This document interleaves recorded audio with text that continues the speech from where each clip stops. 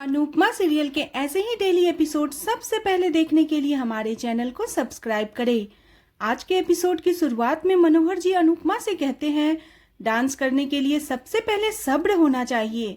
वह समझाते हैं जब तक इंसान धैर्य नहीं सीखता तब तक वह सही मायनों में नृत्य नहीं कर सकता।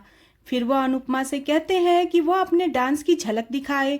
अगर वह शास्त्रीय डांस नहीं कर सकती तो कोई फिल्मी गाने पर भी डांस कर सकती है। लेकिन अनुपमा घबराते हुए जवाब देती है, वह यहाँ डांस करने नहीं बल्कि खाना बनाने के लिए आई है। मनोहर जी उससे पूछते हैं पिछली बार वो अचानक क्यों चली गई थी। वह कहती है उस दिन उन्हें अच्छा खाना खाने का मन था। अनुपमा माफी मांगती है और पूछती है कितने लोगों के लिए खाना बनाना है। तब मनोहर जी जवाब देते हैं 2 लोगों के लिए। अनुपमा पूछती है आप और आपकी पत्नी के लिए। मनोहर जी कहते हैं हाँ, मैं ग्राउंड फ्लोर पर रहता हूँ और वो टॉप फ्लोर पर रहती है, लेकिन आज उनके लिए खाना नहीं बनेगा। अनुपमा पूछती है ऐसा क्यों। मनोहर जी भावुक होकर कहते हैं क्योंकि वह सबसे टॉप फ्लोर पर रहती है और स्वर्ग में पता नहीं लोग क्या खाते हैं। अनुपमा माफी मांगती है। मनोहर जी कहते हैं आज से अनुपमा उनके लिए और खुद के लिए खाना बनाए। मनोहर जी उसे चाय बनाने के लिए कहते हैं और बताते हैं उसे 4000 सैलरी मिलेगी। अनुपमा सोच में पड़ जाती है, ईश्वर ने उसे डांस की दुनिया में क्यों भेजा है। दूसरी तरफ मोटीबा और गौतम शाह हाउस पहुंचते हैं। मोटीबा गुस्से में वहां आती है और अंदर आते ही सामान तोड़ देती है। सभी लोग आते हैं और लीला चौंक कर पूछती है वह सामान क्यों तोड़ रही है और अचानक यहाँ क्यों आई है। तोसू को डर होता है कहीं परी या माही या राही कोई गड़बड़ी न करी हो। लीला मोटीबा से कहती है अगर आप प्रार्थना को ले जाने आई हो तो खुशी खुशी ले जाओ। मोटीबा कहती है वह यहाँ प्रार्थना के सिलसिले में आई है। सभी हैरान हो जाते हैं। लीला कहती है साफ साफ बताइए।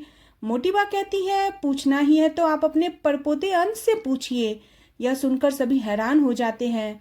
दूसरी तरफ अनुपमा खाना बनाने के लिए सामान देख रही होती है। मनोहर जी पूछते हैं क्या उसे सारा सामान मिल गया। अनुपमा कहती है ऐसा लग रहा है जैसे किसी ने जानबूझकर सामान छुपा दिए हो। मनोहर जी बताते हैं पिछली काम वाली चोर थी, इसलिए वह खुद ही सारा सामान छुपा कर रखती थी। मनोहर जी कहते हैं स्त्री के बिना घर और पुरुष दोनों का बुरा हाल हो जाता है। इसके बाद अनुपमा चाय बनाने लगती है और सारे सामान को व्यवस्थित करने में लग जाती है। इधर मनोहर जी डांस की रिहर्सल करने लगते हैं। अनुपमा घबरा जाती है और अपना ध्यान खाना पकाने पर लगाने की कोशिश करती है। इसी बीच वह मनोहर जी के लिए चाय लेकर आती है। मनोहर जी उसके हाथ की चाय पीते हैं और चाय की तारीफ करते हैं। वह कहते हैं सुषमा तुम्हारे हाथों में जादू है। अनुपमा हैरान होकर कहती है सुषमा नहीं अनुपमा। मनोहर जी हैरान होते हैं। दूसरी तरफ प्रार्थना मोटीबा से पूछती है क्या हुआ। मोटीबा उस पर गुस्सा करती है और कहती है एक तो तुम अपने भाई के मौत के जिम्मेदार परिवार के साथ रह रही हो। यह कहकर वह रुक जाती है और कहती है कि वह जिस बात के लिए आई है उसे कहते हुए उसे शर्म आ रही है। लीला कहती है शर्म आ रही है तो घूंघट डालकर बोलिए, लेकिन बोलिए ताकि हमें समझ में आए आप यहाँ क्यों आई हैं। तभी गौतम प्रार्थना से कहता है अंश तो घटिया आदमी है, लेकिन मुझे तुमसे यह उम्मीद नहीं थी। अंश गौतम को साफ साफ बोलने के लिए कहता है। गौतम कहता है प्रार्थना प्रेग्नेंट है और इसके पेट में अंश का बच्चा है। यह सुनकर पूरा शाह परिवार हैरान रह जाता है। अंश गौतम का कॉलर पकड़कर उस पर गुस्सा करता है और कहता है ऐसी घटिया बात करते हुए तुम्हें शर्म नहीं आई। गौतम कहता है दूसरे की बीवी को प्रेग्नेंट करते हुए क्या तुझे शर्म नहीं आई। तभी मोटीबा अंश को थप्पड़ मार देती है। मोटीबा गुस्से में कहती है आज से प्रार्थना हमारे लिए मर गई है। आज से प्रार्थना से हमारा कोई लेना देना नहीं है। वह चली जाती है। गौतम अंश को धमकी देता है और कहता है अब मैं तुम दोनों के लिए क्या करूंगा ये बस तुम लोग देखते रहो। दूसरी तरफ अनुपमा मनोहर जी को खाना खिलाती है और पूछती है खाना खाने से पहले क्या उन्हें कोई दवाई लेनी है। मनोहर जी कहते हैं कलाई उनकी दवाई है। अनुपमा समझ जाती है उन्होंने दवाई की पर्ची खो दी है। उन्हें नाम भूलने की बीमारी है। मनोहर जी अनुपमा से पूछते हैं क्या उसे डांस आता है। अनुपमा को अपने डांस के दिन याद आते हैं, लेकिन वह झूठ बोलती है और मना कर देती है। मनोहर जी खाना खाते हैं, उसके खाने की तारीफ करते हैं। दूसरी तरफ लीला आग बबूला हो जाती है और अंश पर गुस्सा करने लग जाती है। लीला गुस्से में कहती है यह सब करते हुए तुझे एक बार भी अपने परिवार का ख्याल नहीं आया।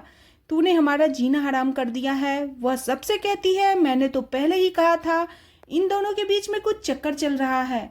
दोस्ती का नाम लेकर यह हमारी आंखों में धूल झोंक रहे थे। अंश कहता है, मेरा विश्वास कीजिए, हमारे बीच ऐसा कुछ नहीं है। मेरे अंदर अनु माँ के दिए हुए संस्कार हैं, मैं सपने में भी ऐसा नहीं कर सकता। लीला कहती है, ऐसा है तो फिर प्रार्थना प्रेग्नेंट कैसे हो गई? इसे कौन से ऋषि मुनि का आशीर्वाद मिल गया जो ये सीधा प्रेग्नेंट हो गई? पाखी और ईशानी भी अंश पर सवाल उठाती है और पूछती है, प्रार्थना ने यह सच्चाई क्यों छुपाई? प्रार्थना दुखी होकर रोने लग जाती है। लीला उसे गुस्से में कहती है, अब रोने का नाटक क्यों कर रही हो? ऐसी करतूत करते हुए तुझे शर्म नहीं आई? अंश लीला को टोकता है। तभी पाखी कहती है, गलती की है तो इसे स्वीकार करो। लीला कहती है, अगर यह बात मोहल्ले में फैल गई तो हम लोगों का जीना हराम हो जाएगा। लीला प्रार्थना को दोष देती है। तभी प्रार्थना चिल्लाकर कहती है, यह बच्चा अंश का नहीं गौतम का है।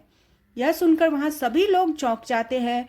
दूसरी तरफ अनुपमा घर जाने लगती है। तभी मनोहर जी उसे रोकते हैं। उसे भगवान नटराज का प्रतिमा देते हुए कहते हैं, यह हमारे तरफ से आशीर्वाद है जो हर किसी को नहीं मिलता। अनुपमा घबरा जाती है और हकलाते हुए कहती है, नहीं चाहिए, मैं यह नहीं ले सकती। मनोहर जी कहते हैं, हमारे शिष्य इसे लेने के लिए तरसते हैं और तुम मना कर रही हो। उसे लेने के लिए वो जोर देते हैं। अनुपमा ले लेती है। दूसरी तरफ प्रार्थना कहती है, इस बच्चे का बाप गौतम है, मैं खुद सदमे में थी इसलिए मैंने किसी को कुछ नहीं बताया। लीला कहती है, जब मोटी बात सामने खड़ी थी तब तुमने यह सच क्यों नहीं बताया? लीला गुस्से में प्रार्थना को घर से निकलने के लिए कहती है। वह प्रार्थना को घर से बाहर निकाल देती है। तभी अंश बीच में आकर साफ कहता है, प्रार्थना कहीं नहीं जाएगी, यह इसी घर में रहेगी। लीला हैरान रह जाती है।